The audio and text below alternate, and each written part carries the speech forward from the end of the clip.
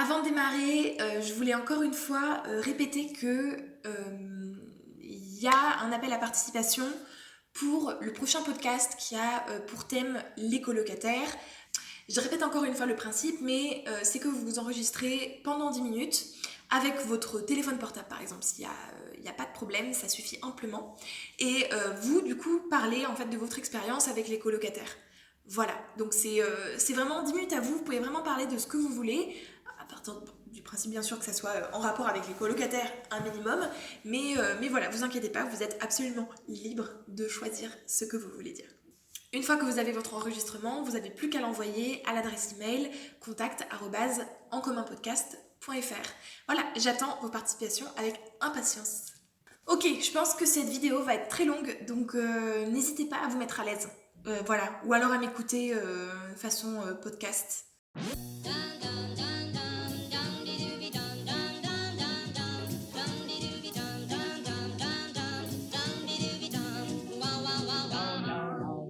Aujourd'hui, j'ai envie de parler de mon parcours universitaire. Je pense que j'ai pas toujours eu envie de faire cette vidéo parce que j'ai mis quelques temps avant de comprendre en fait en quoi m'avait servi en fait ma formation. Je pense que c'est assez courant en fait d'être un peu perdu dans sa formation et de pas exactement savoir en fait les connaissances et les compétences en fait qu'on acquiert. Donc en vrai, pour être vraiment honnête, il m'a fallu peut-être peut-être bien 5 ans avant avant de prendre pleine conscience en fait de la richesse en fait de ma formation, et c'est d'ailleurs pour ça que du coup j'avais envie de vous en parler là en vidéo.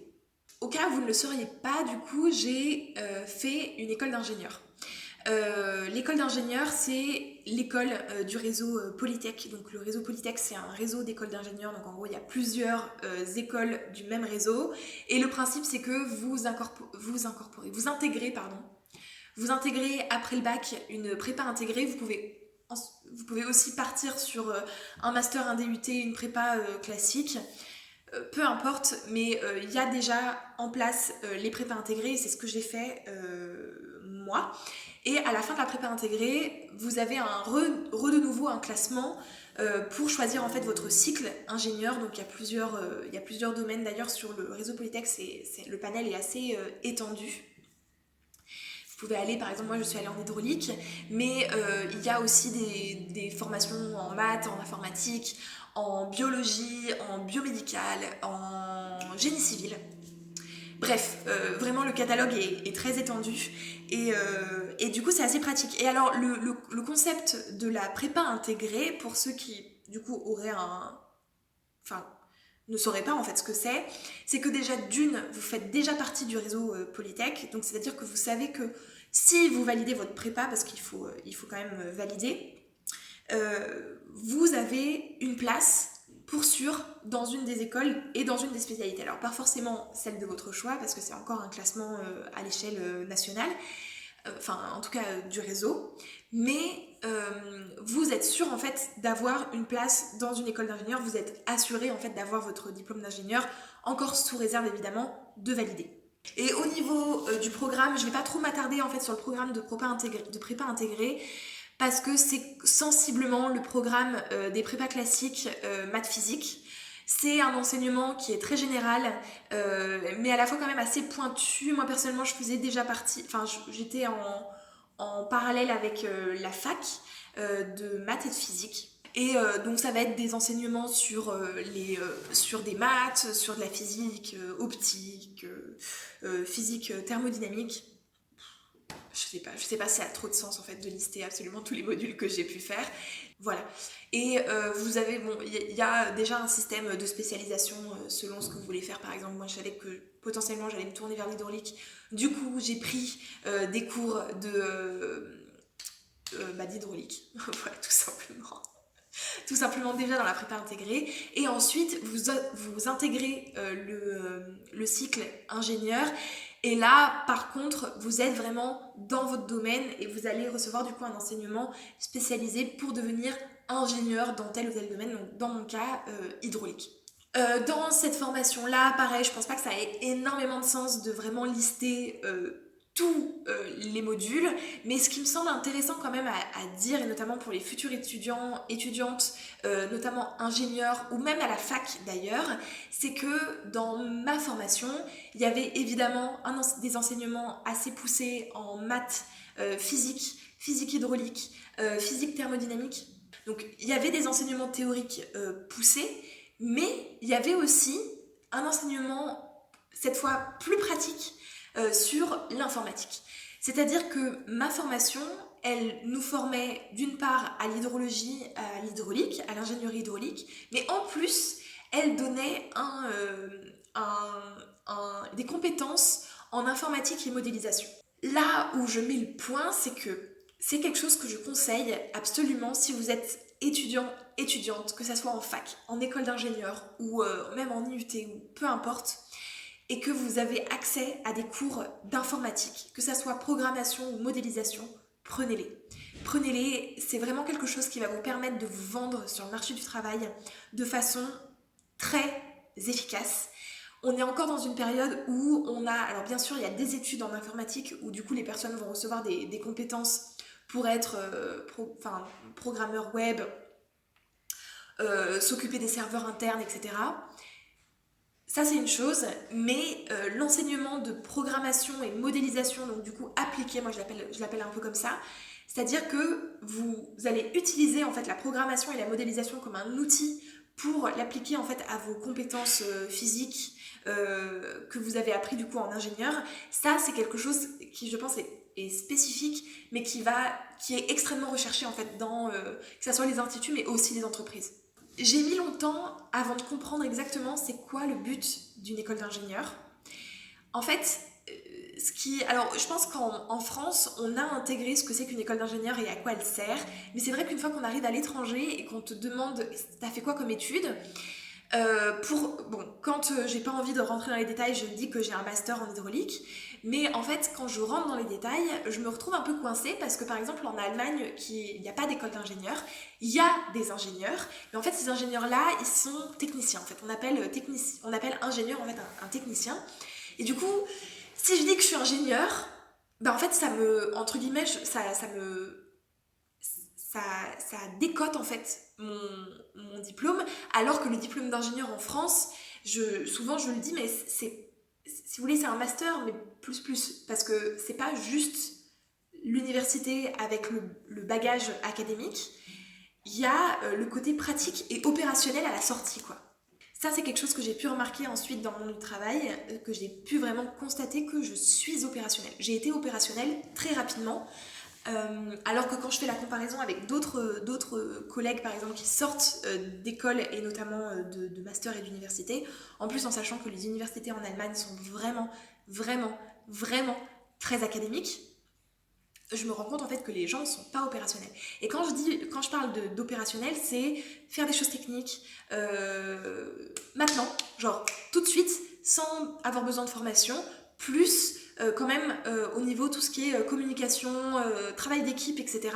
Ça c'est quelque chose en fait qui a été plus ou moins enseigné en école d'ingénieur via les travaux pratiques, via les cours de communication, via les cours d'économie, les cours de droit, les cours... Voilà, on a eu quand même un vrai panel de cours. Alors, c'était pas poussé, genre je peux pas dire que j'ai des vraies compétences en droit. Donc du coup, pour revenir en fait à cette définition de l'école d'ingénieur, du coup maintenant en fait je la décris comme un master, mais qui va former des cadres dans l'industrie. Voilà, à partir de ce moment-là, même si ça n'a jamais été mon but de devenir cadre dans l'industrie, à partir du moment en fait où tu l'expliques comme ça, donc que tu dis bien que c'est pas être technicien la visée, c'est d'être directeur de projet, directeur de production, etc. dans, dans l'industrie plus ou moins, l'industrie au sens très large. Là, ça y est, et je trouve que c'est une bonne définition qui se rapproche vraiment en fait des compétences en fait qu'on donne. Et au niveau de ce que j'en retire en fait, au niveau de ma formation, alors comme je l'ai dit, j'en retire des compétences assez poussées en fait en modélisation et programmation, chose que je m'étais pas forcément rendu compte sur le moment en fait quand je les apprenais à l'école. Je savais que bon, bah, j'avais des compétences et que je savais modéliser et programmer, mais je me rendais pas compte en fait du côté compétence en fait que ça m'était. Genre j'avais toujours l'impression que bah oui c'est normal, on apprend à programmer et en fait non. Maintenant je me rends compte que à l'heure actuelle il y a beaucoup de gens en fait autour de moi qui ne savent pas programmer, qui ne savent pas modéliser, qui ne savent pas ce que c'est qu'un modèle, etc. Et voilà, chose que moi maintenant je sais et que que je savais déjà en fait en sortant de l'école. Ouais. J'ai pas parlé de la validation, mais en gros, valider, en tout cas dans mon règlement d'études, la prépa intégrée, il fallait avoir 11 de moyenne à l'année. Yep, à l'année. Il y avait moyen de compenser avec les unités de matière. Donc voilà, donc si vous n'aviez pas 11 dans un UE, bah, vous pouvez compenser avec l'autre UE, il me semble. Voilà. Et dans le cycle ingénieur, il fallait avoir 12 de moyenne. Voilà, pour valider. À savoir qu'en prépa intégrée, pas le droit à l'erreur. Donc en gros, si tu échoues une année, donc si tu valides pas une année, hop, c'est bye bye, c'est bon. Alors que dans le cycle ingénieur en lui-même, on a le droit à un redoublement. Je pense qu'on peut même négocier deux, voilà, plus ou moins, mais c'est plus souple.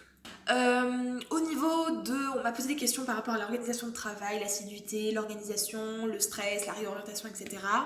Bon, je vais pas m'étendre au niveau de l'organisation de travail parce que honnêtement, je suis pas un exemple en termes d'organisation, en tout cas dans mes études.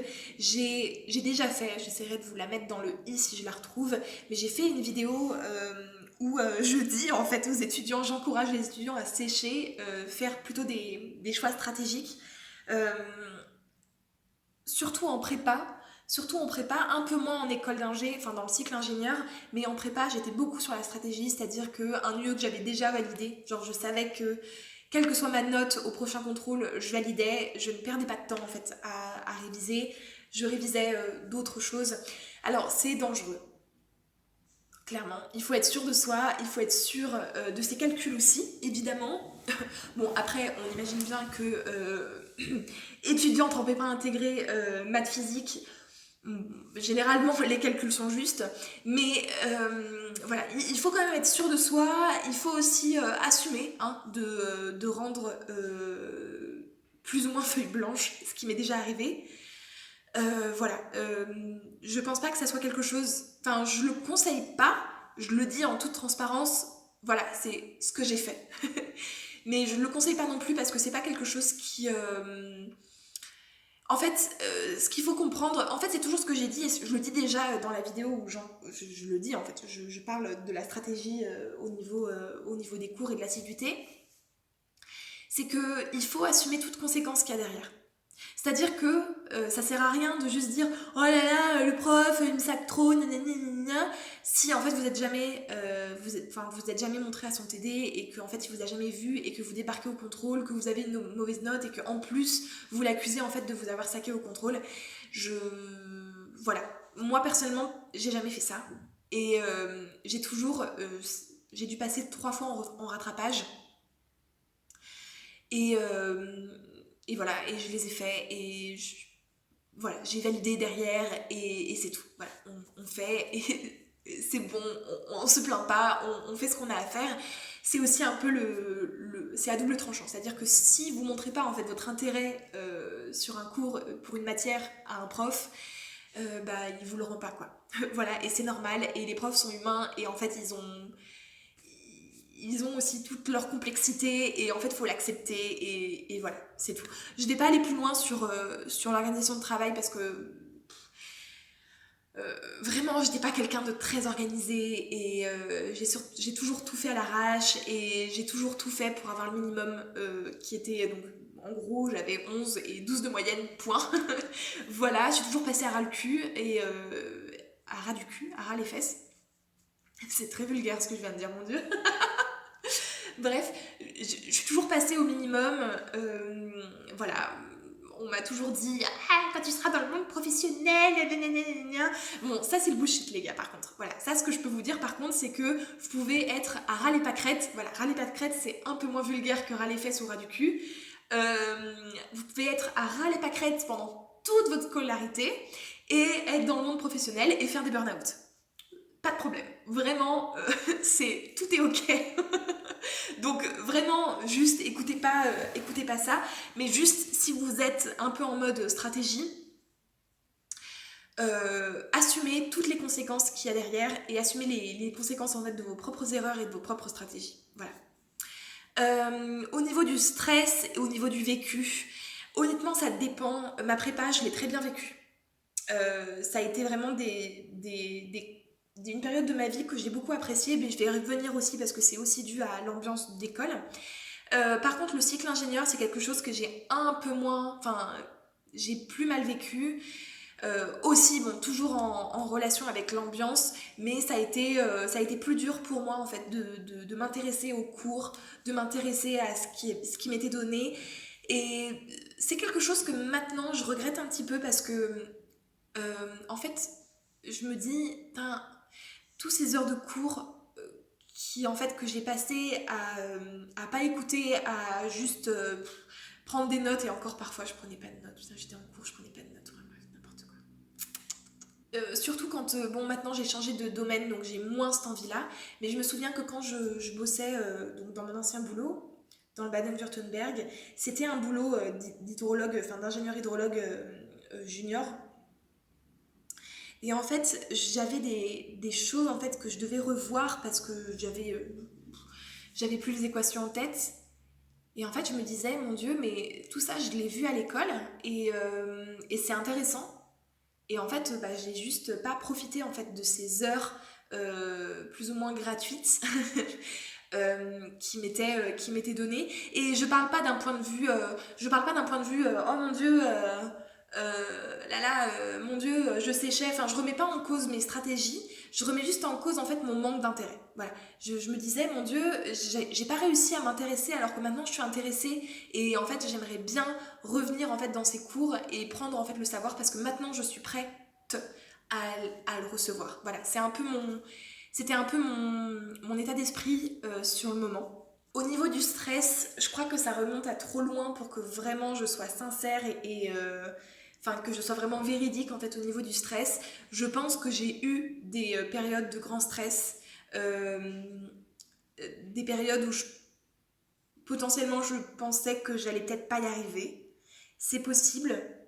Maintenant, ce qui me reste maintenant, c'est plus un sentiment vraiment de long, quoi. Genre, c'est très long. J'ai hâte d'avoir fini, j'ai hâte de commencer à bosser, j'en ai marre des cours. Alors faut savoir aussi qu'entre temps je suis partie en Erasmus et que j'ai fait ma dernière année en Erasmus, donc là ça m'a redonné un peu de peps, voilà. Mais ça reste que à la fin de mes études, j'avais vraiment hâte que ça se finisse et j'avais vraiment hâte de bosser. Et d'ailleurs, pour la petite anecdote, je me souviens que à cette époque-là, on me proposait déjà de faire une thèse. Enfin, j'avais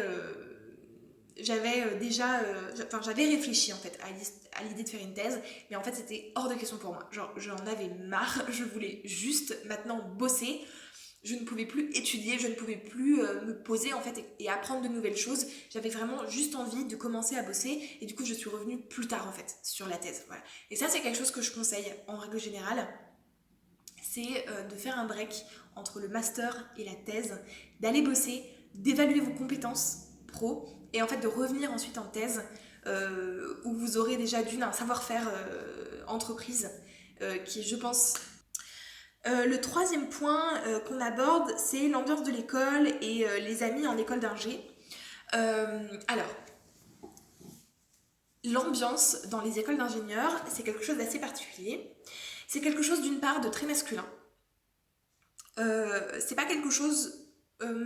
on va dire que quand je suis rentrée en école d'ingénieur, tout ce qui était discrimination, féminisme, etc., on va dire que c'était vraiment la base. C'est-à-dire que...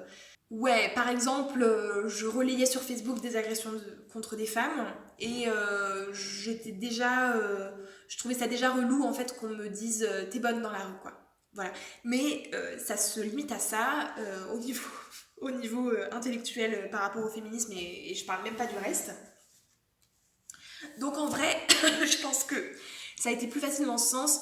Honnêtement, quand je repense à tout ce qui a pu se passer, alors Je vais pas parler de bizutage, d'intégration dans cette vidéo-là parce que je pense que c'est vraiment un sujet à part entière. Mais quand je repense à des choses qui ont pu se passer en week-end d'intégration, en soirée, je me dis que ça se passerait maintenant. Je pense que je porte plainte. En fait, voilà. Parce que il y avait, en fait, ce que je dis souvent pour essayer de donner quand même une idée en fait de l'ambiance, euh, j'ai jamais vu autant de pénis de toute ma vie. Voilà. Et je parle pas d'un point de vue intime. Je parle en soirée, je parle dans la rue, je parle en événement d'intégration. Les mecs se foutent à poil. Voilà, le pénis est un organe central en école d'ingénieur. Voilà, donc c'est un peu l'ambiance quoi. C'est un peu une ambiance, comment on dit, paillarde. Ouais, voyez. Donc par exemple, j'ai une culture maintenant en chant paillard. Je connais tous les chants par cœur. Je peux tout chanter. Et bon, en vrai, j'ai pas mal vécu ça. C'est-à-dire que maintenant, je me remémore en fait des moments et je me dis, je serais incapable de revivre ça. Incapable de revivre ça sereinement et pas être juste péter un câble en fait à la fin. Mais il se trouve que à l'époque, euh, je trouvais ça probablement marrant. Voilà. Bah ouais, on n'a pas toujours été mature dans la vie, hein. Voilà, c'est comme ça. Mais ce que je peux quand même dire, alors c'est toujours ambivalent, c'est pour ça que je dis qu'une vidéo à part entière, un jour où j'aurai l'énergie et où je trouverai en fait un vrai angle pour aborder ça, l'ambivalence, c'est que à la fois je trouve que l'ambiance était très paillarde et en vrai pas ni mature, ni intelligente, ni intéressante maintenant, mais à la fois c'est ce qui permettait de mettre une ambiance et l'ambiance d'école, pour moi, c'est quelque chose d'important. Je pense que un groupe de travail où il n'y a pas d'ambiance, ça rend le climat très lourd. Et vous voyez, la bonne ambiance, c'était surtout en prépa. Donc ça reste vraiment, je le dis, hein, malgré tout ça, ça reste quand même 2 ans de ma vie étudiante. Je pense que c'est les 2 meilleures années de ma vie étudiante. Voilà, avec peut-être l'Erasmus aussi de l'autre côté, mais ça reste les 2 meilleures années de ma vie étudiante, malgré tout. Et même maintenant, c'est-à-dire que même maintenant, quand j'y repense, je suis quand même dans la nostalgie de cette époque-là, même si je sais que je serais incapable de revivre ça maintenant. Et quand je suis arrivée dans le cycle ingénieur, il y avait un peu moins d'ambiance en fait dans l'école où j'étais, dans la nouvelle école où j'étais, toujours partie du réseau Polytech, mais dans la nouvelle école. Et là, pour le coup, ça a été plus dur. Par exemple, dans la classe, il n'y avait pas une ambiance de dingue comme l'ambiance qu'il y avait dans ma classe de prépa, par exemple. Et ça a rendu parfois l'atmosphère très lourde et parfois le temps très long. Et d'ailleurs, dans cette école-là, je me suis énormément impliquée dans l'associatif. J'ai fait partie du BDE, j'ai moi-même organisé le week-end d'intégration. Bref, j'ai ensuite, une fois que c'était passé, j'ai organisé le week-end sportif du réseau Polytech. Donc c'était sur un week-end, 700 participants, etc. Voilà, voilà. C'était des choses qui m'intéressaient, c'était des choses aussi qui me permettaient en fait de rester un petit peu dans le move et de pas trop déprimer en fait dans des cours que voilà, comme je vous le disais, j'avais pas trop d'intérêt en fait à ce moment-là dans ma vie, j'avais pas le besoin en fait d'apprendre ça. Bref, donc au niveau de l'ambiance, c'est très ambivalent. C'est-à-dire qu'à la fois, j'ai un jugement en fait sur l'ambiance et je me dis qu'effectivement, c'était pas le truc le plus intelligent du monde et les plus intéressants. Mais à la fois, en fait, j'ai aussi conscience que c'est ce qui m'a permis, moi, d'apprécier quand même mes années d'études.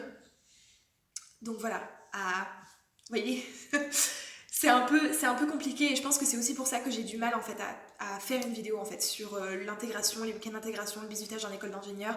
C'est parce que en fait à la fois c'est quelque chose que potentiellement je voudrais dénoncer et à la fois c'est quelque chose en fait dont j'ai profité et que j'ai même organisé, que j'ai bref, que j'ai œuvré en fait pour et du coup voilà, ça rend un peu le discours un peu bizarre. Et au niveau des amis, Bon après moi je suis quelqu'un qui garde pas beaucoup d'amis, c'est-à-dire qu'à partir du moment où je pars en fait d'un lieu, c'est compliqué de garder contact, ça va un peu mieux maintenant, mais c'est vrai que c'est difficile quoi. Après on vit nos vies donc c'est encore plus difficile. Mais je me suis fait d'excellents amis en école d'ingénieur, voilà. Mais je pense qu'on se fait des amis partout et n'importe où.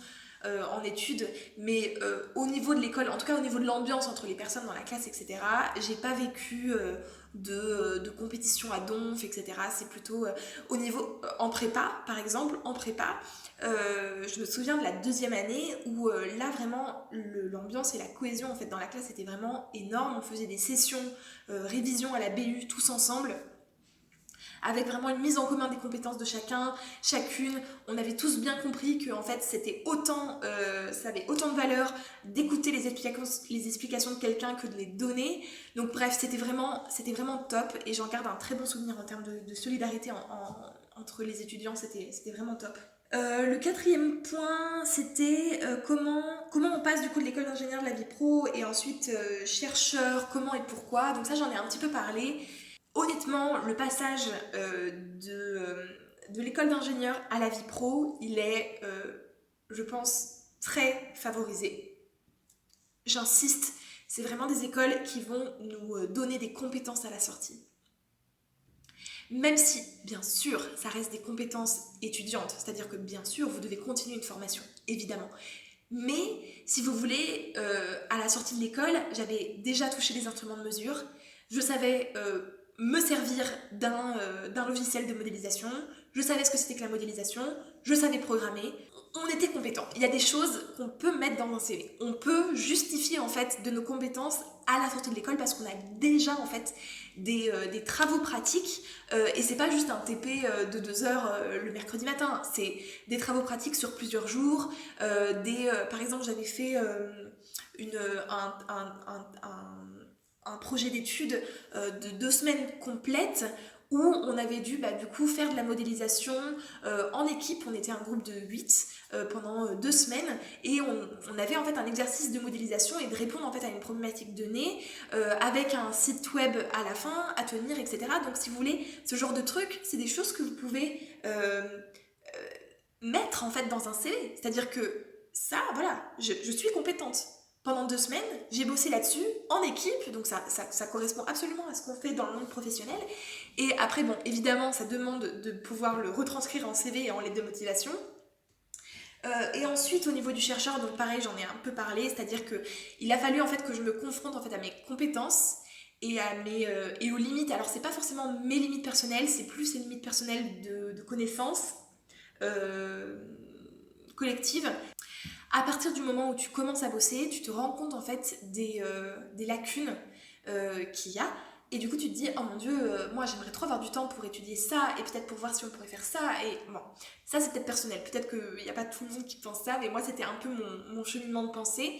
Et en fait, il se trouve que au bout d'un an, 1 an et demi, j'ai eu en fait envie d'apprendre en fait. J'ai eu envie de me poser pendant plusieurs années sur un sujet et vous voyez, j'ai même switché, maintenant je suis en agriculture, mais j'ai eu envie de me poser en fait et d'apprendre un sujet en profondeur et me poser des questions que personne s'était jamais posées, résoudre des trucs et tout. Et là il y avait un vrai besoin et une vraie envie et c'est pour ça en fait que je conseille en fait d'aller bosser avant de faire une thèse. C'est pour justement essayer d'avoir en fait cette envie-là en thèse parce que la thèse c'est tellement long, c'est tellement intense que je pense que si on le fait juste dans la continuité en fait d'un master et on se dit bah voilà j'ai fait mon master mais maintenant je fais une thèse, je pense qu'on perd en fait cette impulsion là et je pense que cette impulsion elle est vraiment importante à avoir. Comment j'ai su que c'était le bon choix? Est-ce que je ferai les choses différemment maintenant? Alors honnêtement je suis allée en école d'ingénieur par on va dire quoi, confort. Voilà, j'étais en bac S, je voulais pas faire médecine. Je voulais faire un truc quand même en rapport avec les sciences. J'avais vaguement une idée d'être en fait d'étudier le développement rural, ce qui est clairement ce que je fais maintenant. Donc en bref, vous voyez, retour à la case départ, enfin bref, C'est trop bien, je trouve ça trop bien. Je trouve ça trop bien que, en fait, que je retourne à ce que j'avais envie de faire initialement sans vraiment l'avoir voulu. Je trouve ça extraordinaire. Bref, donc j'avais vaguement une idée de ça et du coup, ouais, je me suis dit bah ok, on va faire ingénieur quoi. Si je faisais les choses différemment aujourd'hui, je pense pas que je ferais les choses différemment aujourd'hui. Je regrette pas trop. Pour être complètement transparente, maintenant, par exemple, là, je vous ai dit que je voulais pas faire médecine. Maintenant, je me dis, en vrai, j'aurais voulu faire médecine. Voilà. Donc, c'est comme ça. Bon, je suis pas quelqu'un qui regrette, donc je sais que voilà, mais par exemple, mais d'un point de vue du parcours, non, je referai pas les choses différemment. Je trouve que mon parcours, il était, j'ai pris, en fait, il a été opportuniste, c'est-à-dire que j'ai pris les portes là où elles étaient. Je l'ai fait ce qui me semblait être bien. Je pense que l'hydraulique, c'était pas un domaine qui me correspondait trop. C'est-à-dire que j'ai jamais eu un intérêt dingue pour l'hydraulique et pour la modélisation hydraulique. Mais à l'époque, c'était vraiment ce que je voulais faire. Donc, honnêtement, c'est difficile de vraiment se projeter. Et à la fois, cette formation, c'est celle qui m'a formée en programmation et en modélisation, chose que peut-être que je n'aurais pas forcément eu dans d'autres spécialités. Et je sais que maintenant, en fait, c'est vraiment les compétences que je mets en avant pour voilà, ma thèse, je l'ai obtenue, j'ai réussi à switcher en fait de sujet en mettant en avant mes compétences en modélisation et en programmation. Donc, vous voyez, à la fois, je me dis, bon, oui, peut-être que le domaine n'était pas me correspondait pas trop, mais à la fois en fait j'ai quand même pris des compétences qui me paraissent aujourd'hui complètement, enfin qui font partie de moi et qui me permettent de me vendre et qui me permettent d'être compétente en fait sur le terrain. Du coup voilà, donc non, je crois que je ferai pas les choses différemment aujourd'hui. Je vais m'arrêter là parce que cette vidéo commence à être très très longue, mais je pense qu'elle était intéressante et que ça faisait sens de faire tout ça en une. Donc voilà, j'espère que ça vous aura plu, que ça vous aura donné des informations sur l'école d'ingénieur, sur ensuite comment on peut passer d'une école d'ingénieur à la recherche, chose que vraiment je conseille. Voilà, et je vous dis à très vite pour une prochaine vidéo. Ciao!